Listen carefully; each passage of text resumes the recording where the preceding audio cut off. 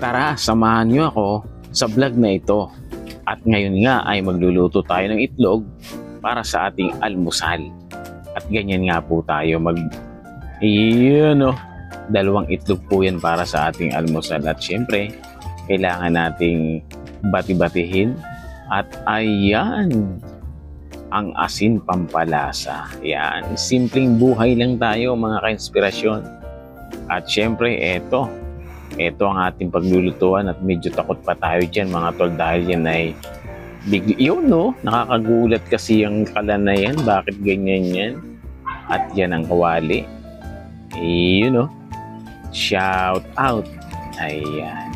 So, relate yung mga nagluluto rin ng itlog dyan, Alam nyo, pinakamabilis talagang lutuin para sa umaga. At kahit hindi umaga, kahit tanghali, kahit hapon, depende sa trip nyo kung ulamin yung itlog. Ito ang the best na marerekomenda natin sa inyo. Itlog. Kaya maganda may stock tayo sa bahay niyan, itlog. Pang mabilisan, meron agad tayong mahagilap. Kita nyo naman, napakabilis lang, Ganyan na ganyan. Kita nyo, So, pag mga ganyan ang diskarte niyan, babaligtarin natin. Okay. Kaso hindi siya mabaligtad dahil ayan nahahati agad dumidikit. Ayan mga tol. Yan yung ating isa sa ating vlog ngayong umaga. Actually, umaga yan mga tol. Para sa ating pong almusal.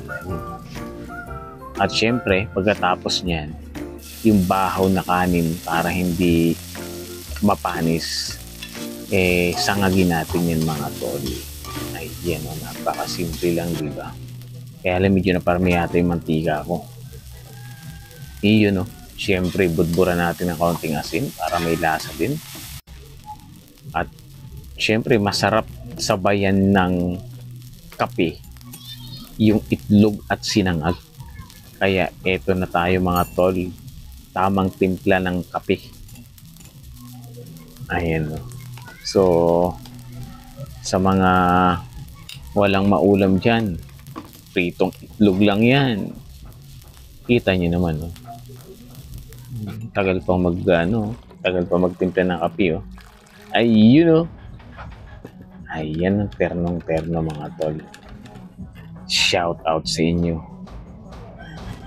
Kita mo na. Kain na! Tikman natin yan. Kung masarap nga ba yung ating niluto.